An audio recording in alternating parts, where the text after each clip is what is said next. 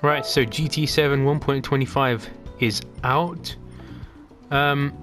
First we'll go over some of the cafe stuff. As you can see, I've probably already collected a few. I'll go to the extra menus first. The two extra menus that were added were the Honda NSX collection, where you need to get the only car which you really need to get is the Type R92 from the used dealer. Everything else can be found in Brand Central. And the bottom one here, which is the Sylvia collection, which I'm surprised they didn't do last one. But obviously all of them apart from the S15 are in the used dealer. And then that will give you a 5-star roulette and a 5-star, well, 2 6-stars, one's engine and one's parts. So you know what? We might as well open them. Might as well open them after this collection. And I know there's a new menu book, the Historic Sports Car Masters, which I haven't actually had a look at yet. You get a 4-star, which is a bit meh, but aim for the podium, Nürburgring, Spa, and Goodwood. And I guess I'll have a look. For this new menu, I'd like to try hands on the historic sports cars. This race features historic Ferrari, Lamborghini, and Porsche cars while debuting from the 60s to the 80s. It's a star-studded lineup that is sure to attract interest for car enthusiasts that blew the world over, or whatever that said. Finish in the top 3, okay. There we go. So, we'll go and open these tickets first, and then next I'll give you a quick review on each of the new cars that were added.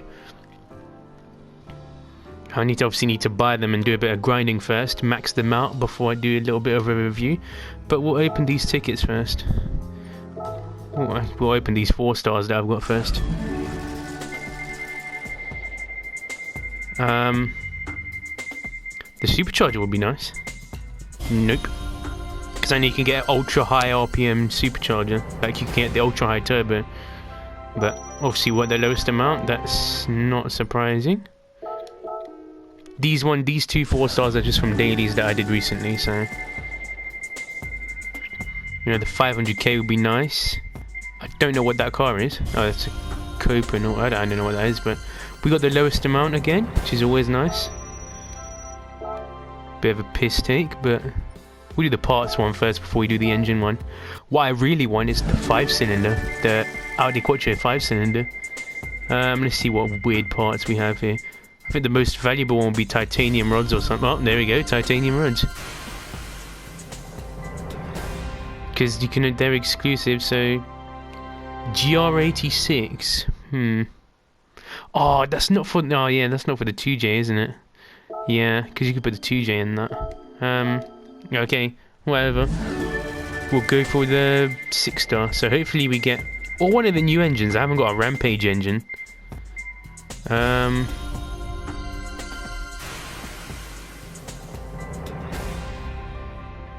C7 ZR1 engine. Okay, I'm not sure why I can put that in. Well, that might be one of the new engines. That might be one of the new ones that you can put in the BRZ and something else. But yeah, okay, that's a good thing. I'll let you know what I can put it in a later video. Right, so up first, we've got the Merak SS from Maserati. Probably most famous from that £10,000 supercar challenge on Top Gear way back in the day, where Jeremy's Merak SS, which was actually a fake SS, ended up blowing up, and like, I don't know where it blew up, but it was somewhere near where I lived at the time. And in-game, it actually drives very nicely. It's very smooth. You've put a turbo in it. I think it maxes out at 540 horsepower. All the stats will be up on the screen right now.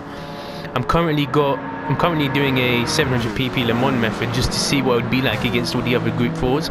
And although it being sluggish on Fuel Map 6 in terms of acceleration, it drives very smoothly, handles nicely, doesn't roll about too much. It actually feels fairly balanced on its tires. So I definitely recommend it, especially it only being 75k in the Legend dealer.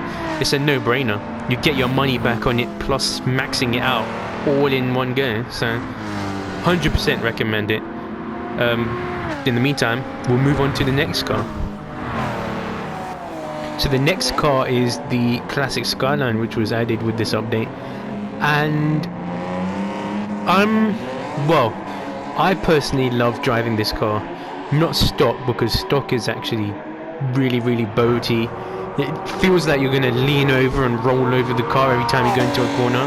However, it does respond to tuning very well. It can be turbocharged, so this has about 380 horsepower maxed out, and it's on that kind of level where the tires are barely able to grip in terms of how skinny they are. To be honest, in this race I was using sports hards, but even then it was handling the corners very well. It does respond well to tuning, as I said earlier, and I personally think this is a great buy. It's overpriced for what it is in terms of a car, because you'd think 500 grand is like a Lamborghini or something, but considering this is a classic car and Hagerty tends to rip us off in terms of pricing, I'd say only buy it if you want to collect it, but if you have the spare money, it's 100% worth it. It does drive very nicely. I did have fun enjoying this. Same as the Merak. It's kind of completely polar opposites.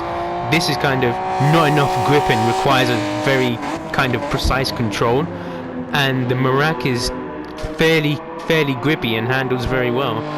So they're kind of polar opposites in terms of handling, but they're both very enjoyable to drive in my opinion. It's just one's a lot cheaper than the other, so it's up to you. Potentially one of the most underwhelming vehicles on this DLC is the 2018 Nismo. Personally, I'm not really interested in GT3 races because in my opinion they almost all feel the same.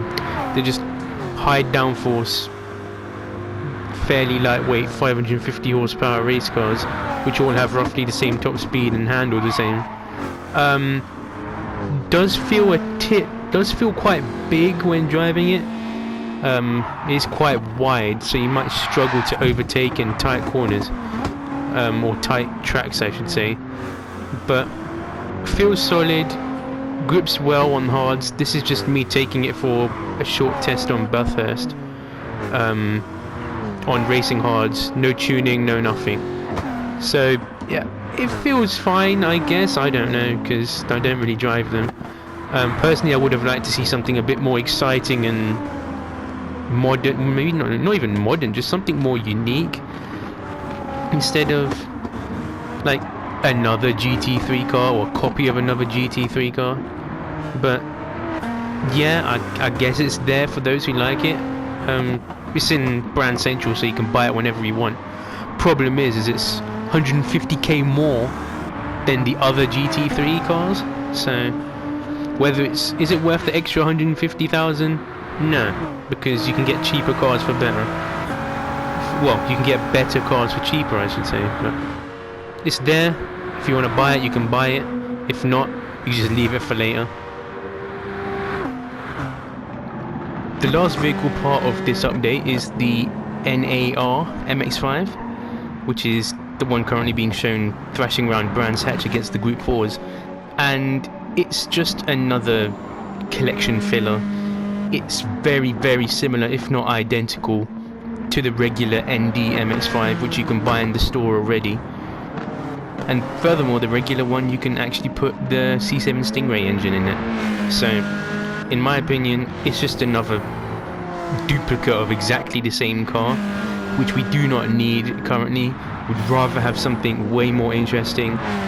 But it's an MX-5, it handles well, it has decent power. You could put a turbo or supercharger on it, just like the GR86 family.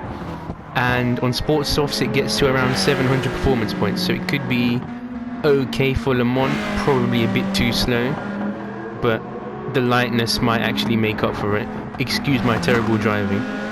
Finally, I'd just like to go over really quickly, make sure you check some of your tunes, because yet again they've actually changed the suspension geometry and physics for some vehicles, and the tyre physics as well, which means that some of your Le Mans tunes, some of your Sardinia tunes, some of your Tokyo Express tunes may go over just the PP limit of whatever the tune was. So in this case, I've got my already posted GTO twin turbo set up for Le Mans, and in this case I can actually put the racing silencer back on, or the exhaust manifold, whichever it was, put the normal air cleaner on, and still have it under 700 performance points, whereas before I had the stock exhaust and then that would bring me down to just under 700, but now I can add a little bit more power than before. You check your other tunes as well, because they might not work as well. Some Sardinia tunes might not work as well without some adjustments. For example, 787B, this was one of my primary go-to setups, but now obviously it's 5 performance points over, so I need to adjust this somehow to make it a bit less power.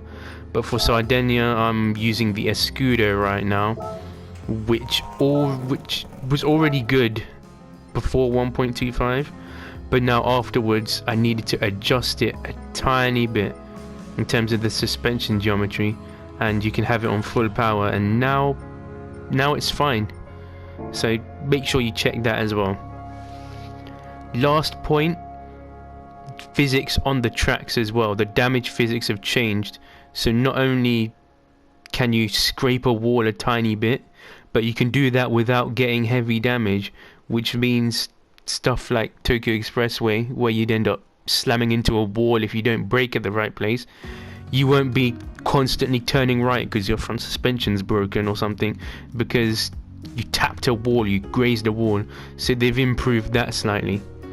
So that's the final remarks. That's the end of the video. Hope you enjoyed it. Like, subscribe, share, all that good stuff. I'll catch you in the next video, which might either be a tune or another engine swap review. So take care.